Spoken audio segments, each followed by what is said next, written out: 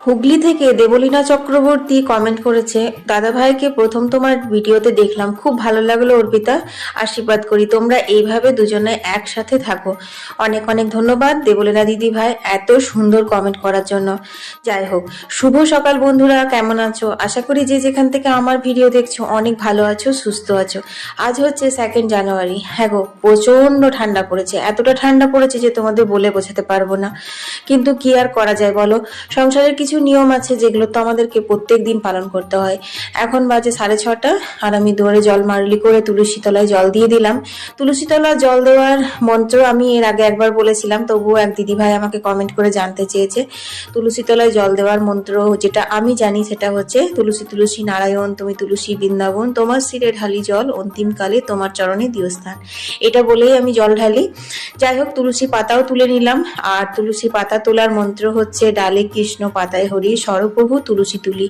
যদিও ফেসবুকে এটা নিয়ে অনেক রকমের আমি ভিডিও দেখেছি যে এটা আসল নয়, এই মন্ত্রটার কোনো দাম নেই, কিন্তু মেয়েদের ব্রত কথা বলে একটি বই ছিল আমার বাপের বাড়িতে, অনেক পুরনো বই, একদম ঠাকুমাদের আমলের।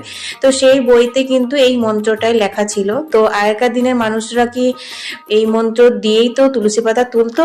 তো তারা কি কোনো পাপ করেছে? না, কখনোই না। মা ঠাকুমাদের শেখানো, আমরা যেগুলো শিখেছি সেগুলো দিয়েই কিন্তু আমাদের জীবন চলে। আজকাল ইন্টারনেটে অনেক রকমের অনেক কিছু ভুলভাল কথা প্রচার হয়ে যায়, ছড়িয়ে যায়, সেটা আলাদা জিনিস, কিন্তু এটা আমার মনের বিশ্বাস, কারণ এটা আমি ছোটবেলা থেকেই পড়ে এসেছি আর এটা দিয়েই আমরা মন্ত্রগুলো পাঠ করে এসেছি। তুলসী পাতা তোলা, তুলসী তলায় জল দেওয়ার, সন্ধে দেওয়ার, তুলসী তলার প্রণাম মন্ত্র, এগুলো আমি সমস্ত কিন্তু মেয়েদের ব্রতকথা থেকেই শুনে এসেছি। যাই হোক, তোমাদের সঙ্গে কথা বলতে বলতে অনেক কাজ হয়ে গেল। এখন বাজে হচ্ছে সকাল 9টা। তো দেখতেই পাচ্ছ আমি এখন উঠোনটা ধুয়ে নিচ্ছি। আজকে মুসুরি সেদ্ধ আর মুড়ি আমাদের সকালে জলখাবার হয়েছে। বুগলা বাবাকে টিফিন দিয়ে দিয়েছি, আর বুগলা আজকে স্কুল যায়নি, কারণ অতিরিক্ত ঠান্ডা পড়েছে আর ওর সামনে পরীক্ষাও চলে এসেছে, সেই জন্য। এই ঠান্ডার মধ্যে তোমরা দেখতেই পাচ্ছ আমি কিন্তু মাথায় হেনা লাগিয়ে নিয়েছি। আজকে যেহেতু বৃহস্পতিবার, তাই নিরামিষের দিন, তো আলু পোস্ত হবে আর হবে বোথা শাক। এই বোথা শাকটা কিন্তু আমি এর আগের দিন আলু দিয়ে করেছিলাম, আজ বেগুন দিয়ে করব। খেতে খুব ভালো হয়েছিল। ইউটিউবে লাইভে তোমাদের সাথে রেসিপি শেয়ার করেছিলাম, তোমরা যারা দেখোনি তারা দেখে নিতে পারো।